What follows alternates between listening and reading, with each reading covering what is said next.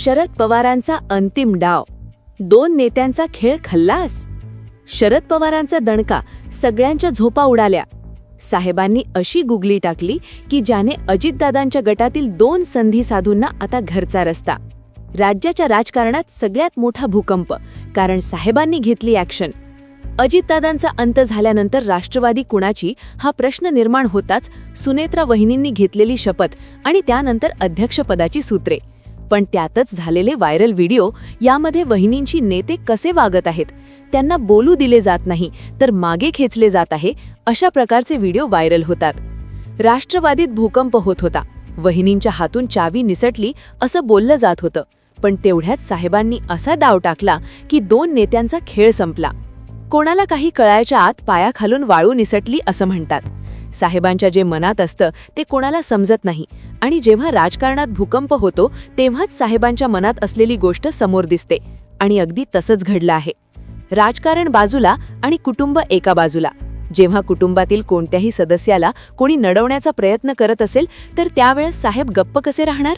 असं होणारच नाही, आणि अगदी तसंच घडलं. खरं तर साहेब हे शांत झाले आहेत, ते आता संपले आहेत, त्यांनी आता निवृत्ती घ्यावी अशा प्रकारच्या चर्चा उठत होत्या.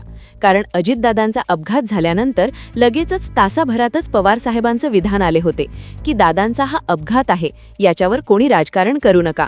हे वाक्य दिल्यानंतर लोकांनी समजून घेतले होते, अशी चर्चा होती असं बोललं जात होतं की साहेब आता शांत झाले आहेत, आणि त्याला बळ दिलं गेलं एका घटनेने. ती घटना म्हणजे सुनेत्रा पवार यांनी तातडीने शपथविधी घेतला.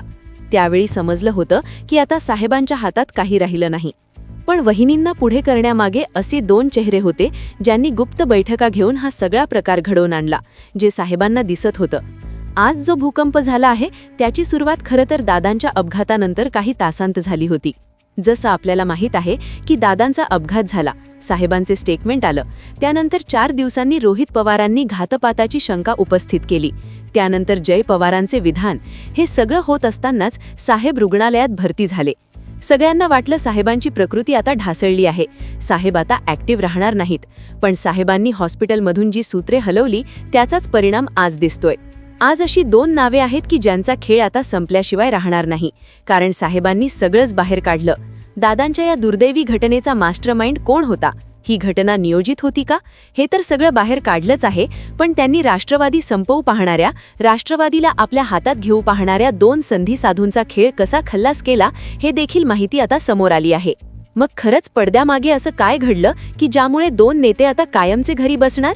कोण आहे या सगळ्या गोष्टींचा सूत्रधार? साहेबांनी असा नेमका काय डाव टाकला की ज्यामुळे संपूर्ण महाराष्ट्रात चर्चेला उधाण आलं? चला जाणून घेऊया संपूर्ण सविस्तर माहिती. राजकारणात दिसते ते वास्तव नसते, आणि जे वास्तव असते ते कधीच दिसत नसते. हे वाक्य जर कोणाच्या जीवनशैलीला तंतोतंत जुळत असेल तर ते नाव म्हणजे शरद पवार. विधानसभेत शोक प्रस्ताव मांडला जात असताना तुम्हाला ठाऊक असेल, प्रत्येकाचे डोळे पाणावलेले होते. त्यानंतर वरळीच्या मैदानावर जी श्रद्धांजली सभा झाली तिथे अख्ख्या महाराष्ट्रातील सर्व आमदार, खासदार, वरिष्ठ अधिकारी, उद्योजक, कलाकार हे सर्व उपस्थित होते. तुम्ही पाहिले असेल.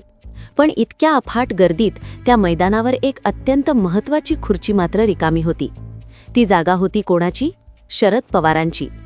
एक गोष्ट ध्यानात ठेवा, ज्या जागी शरद पवारांची उपस्थिती गरजेची असते तिथेच त्यांचे अनुपस्थित असणे ही राजकीय वादळाची चाहूल असते. सध्या पवार साहेबांची प्रकृती स्थिर नसल्याने ते रुग्णालयात उपचार घेत आहेत, हे सर्वांनाच माहीत आहे. पण तिथेही नेमके त्यांच्या डोक्यात काय सुरू आहे हे विधात्याला देखील सांगता येणार नाही. या काळात त्यांची सर्वात मोठी चाल ही 3 राजकीय पक्षांना चकित करणारी आहे, हे लक्षात घ्या. तुम्हाला ठाऊक आहे, अजित पवार गेल्यानंतर अनेकांना वाटले असेल की आता राष्ट्रवादीचे अस्तित्व संपले.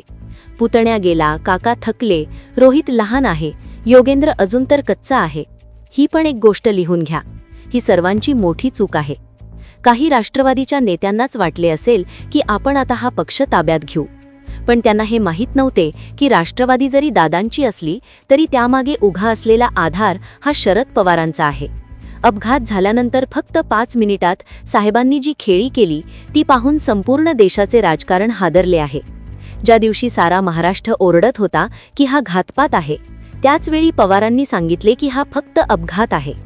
ही ज्येष्ठ नेत्याची केवळ एक सामान्य प्रतिक्रिया नव्हती मित्रांनो, पण पुढे येणाऱ्या एका मोठ्या संघर्षापूर्वीची ती शांतता होती. हे लक्षात घ्या. आज साहेब रुग्णालयात असले तरी काय झाले, तरी त्यांचे विश्वासू कार्यकर्ते गल्लीपासून ते दिल्लीपर्यंत गुप्तपणे टेहळणी करण्यासाठी पसरलेले आहेत. हे लक्षात घ्या. पवारांनी असा कोणता डाव खेळला की सत्ताधाऱ्यांची पाचावर धारण बसली आहे? तुम्हाला ठाऊक आहे, महाराष्ट्राला सर्वात मोठा धक्का त्या दिवशी बसला ज्या दिवशी 28 जानेवारीला अजितदादांचा विमान अपघात झाला. आणि त्या घटनेत पवारांनी फक्त पुतण्याच नाही तर राष्ट्रवादीचा कणखर वारसदार गमावला होता. आपण थकलो आहोत म्हणूनच दादा आणि मोठे पवार एकत्र येण्याच्या उंबरठ्यावर होते, हे महाराष्ट्राला ठाऊक आहे. परंतु त्याआधीच दादा गेले. आता पुढे राष्ट्रवादीचे काय?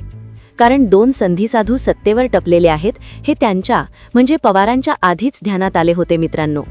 दुसरी महत्त्वाची गोष्ट ही होती की भविष्यात अजित पवार ते रोहित पवार हे पक्षाचे नेतृत्व पवारांनंतर पूर्णपणे जाण्यासाठी रोहित पवार अजून सज्ज झालेले नाहीत हे देखील पवारांना ठाऊक होते. एकत्रीकरणानंतर दादा हळूहळू रोहितला डावपेच शिकवतील, तरबेज करतील आणि मग पुढे राष्ट्रवादीची वाटचाल व्यवस्थितपणे सुरू राहील.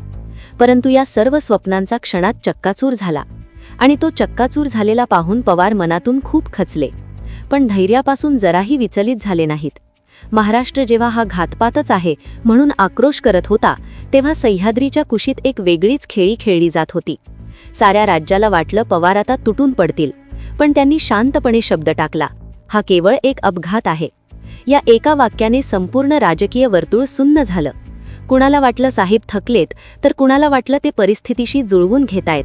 पण मित्रांनो, तो शांत समुद्र नव्हता, तर सुनामी येण्यापूर्वीची ती भयान शांतता होती. साहेबांनी टाकलेली ती एक मास्टर गुगली होती, जिने विरोधकांना गाफील ठेवलं आणि घातपाताच्या तपासाचा एक अदृश्य मार्ग मोकळा केला. त्या एका महिन्यात जे घडलं ते एखाद्या थरारपटापेक्षा कमी नव्हतं. पवार साहेब रुग्णालयात होते, पण त्यांच्या चाणक्य बुद्धीत नेमकं काय शिजत होतं हे कदाचित नियतीलाही ठाऊक नसावं. इकडे सुनेत्रा पवारांनी शपथ घेतली, तिकडे सुप्रिया सुळे दिल्लीत सक्रिय झाल्या आणि अचानक रोहित पवारांनी घातपाताच्या शंकेची ठिणगी टाकली. बारामती पोलीस ठाण्यापासून ते जय पवारांच्या ट्विटपर्यंत प्रत्येक हालचाल जणू एका मोठ्या बुद्धिबळाच्या पटावरची प्यादी होती. ही सर्व स्क्रिप्ट आधीच लिहिली गेली होती. साहेब रुग्णालयात असूनही त्यांना भाजपाच्या 4 भिंतींच्या आत काय चाललंय आणि दादांच्या गटात कोणती खलबतं होत आहेत याची इत्यंभूत माहिती घर बसल्या मिळत होती. साहेबांचं हे जाळं सिनेसृष्टीपासून उद्योगांपर्यंत असं पसरलंय की जिथे ते स्वतः नसतात तिथेही त्यांचे डोळे आणि कान कायम उघडे असतात. जेव्हा दादांच्या अपघाताचा तो वरवरचा आणि साधा रिपोर्ट बाहेर आला, तेव्हा खऱ्या अर्थाने साहेबांच्या गुगलीचा परिणाम दिसून आला. हा केवळ अपघात आहे या त्यांच्या विधानामुळे गुन्हेगार निर्धास्त झाले होते. त्यांना वाटलं आपण वाचलो, पण याच गाफीलपणामुळे रोहित पवारांना रान मोकळं मिळालं आणि त्यांनी वातावरण असं तापवलं की घाईघाईत तो रिपोर्ट बाहेर काढावा लागला. आता जी आग लागली आहे ती शांत होणारी नाही. 60 वर्षे सोबत संसार करूनही ज्यांना स्वतःच्या पतीचे डावपेच उमजले नाहीत, त्या विरोधकांना पवारांची ही खेळी कशी कळणार? साहेबांनी या दुःखाच्या प्रसंगातही एक अमोघ अस्त्र सोडले. यातून ते 2 गोष्टी साध्य करणार आहेत. एक म्हणजे दादांच्या मृत्यूच्या मुळाशी असलेला तो खरा चेहरा जगासमोर आणणं आणि दुसरा म्हणजे याच तपासाच्या आगीतून रोहित पवार नावाचा राष्ट्रवादीचा एक नवा धगधगता नेता घडवणं. हा खेळ आता कुठल्या वळणावर जाईल हे फक्त साहेबच जाणतात. मित्रांनो, आतापर्यंत तुम्ही जे ऐकलं, जे ऐकून कदाचित तुमच्या एक काळजाचा ठोका चुकला असेल, पण एक गोष्ट लक्षात घ्या, राजकारणात जे दिसतं ते नसतं आणि जे असतं ते कधीच दिसत नसतं. आज साहेब हॉस्पिटलमध्ये आहेत, वय झाले म्हणून अनेक जण त्यांना राजकारणातून बाट ठरवू पाहत आहेत. पण ज्या माणसाने 50हून अधिक वर्ष महाराष्ट्राच्या मातीवर आपली पकड घट्ट ठेवली आहे, तो माणूस एवढा सहज शांत बसेल का? अजितदादांचा तो भीषण अपघात, त्यानंतर सुनेत्रा बहिणींचा तो शपथविधी आणि राष्ट्रवादीत पडलेली ती उभी फूट, हे सगळं बघतं सामान्य कार्यकर्त्याला वाटलं की आता सगळं संपलं. पण साहेबांनी हा केवळ अपघात आहे असं म्हणून जी गोळी टाकली, तिथेच अर्धी लढाई जिंकली गेली होती. शत्रूला गाफील ठेवणं ही साहेबांची सगळ्यात मोठी ताकद आहे. पण आता प्रश्न उरतो दोन साधूचा नेत्यांचा, ज्यांनी दादांच्या पश्चात राष्ट्रवादीवर कब्जा मिळवण्याचे स्वप्न पाहिले आहेत. साहेबांच्या एका खेळीने आज त्यांची झोप उडाली आहे. रोहित पवारांची उपस्थित केलेली घातपाताची शंका असो किंवा जय पवारांचे ते ट्विट, यामागे कोणाचे डोके आहेत हे आता लपून राहिलेलं नाही. ही फक्त शक्यता असू शकते, पण राजकारणात दाट शक्यतांचा सत्तेच्या जवळ असतात. आज महाराष्ट्राच्या कानाकोपऱ्यात चर्चा आहे की साहेबांनी नेमकं असं काय शोधून काढलंय ज्यामुळे दिल्लीपर्यंत धाकधूक वाढली आहे. दादांच्या अपघाताचा तो मास्टरमाइंड नक्की कोण होता? काहींना वाटते हा सत्तेचा खेळ आहे, तर काहींना वाटते कौटुंबिक युद्ध आहे. पण साहेबांसाठी हे महाराष्ट्र धर्म टिकवण्याचं युद्ध आहे. तुम्हाला काय वाटतं? साहेबांनी टाकलेली ही गुगली खरंच त्या दोन नेत्यांचा घरचा रस्ता दाखवणार आहे का? आणि दादांच्या अपघाताचे जे गूढ आहेत ते कधी उलगडणार? खरंच हा अपघात होता की अपघात? मित्रांनो, ही माहिती आपल्याला कशी वाटली? तुम्हालाही जर वाटत असेल की साहेबांचा हा अंतिम डाव राष्ट्रवादीला पुन्हा उभारी देईल, तर कमेंटमध्ये नक्की सांगा. तुमची प्रतिक्रिया आमच्यासाठी खूप महत्त्वाची आहेत. या व्हिडिओला जास्तीत जास्त शेअर करा, जेणेकरून महाराष्ट्राच्या प्रत्येक माणसापर्यंत ही वस्तुस्थिती पोहोचेल. राजकारण चालूच राहील, पण सत्याचा विजय हा निश्चित असतो. बघूया आपण पुढच्या काही दिवसांत साहेब कोणता नवीन धमाका करतात. तोपर्यंत पाहत राहा आपल्या मातीचा आवाज. धन्यवाद.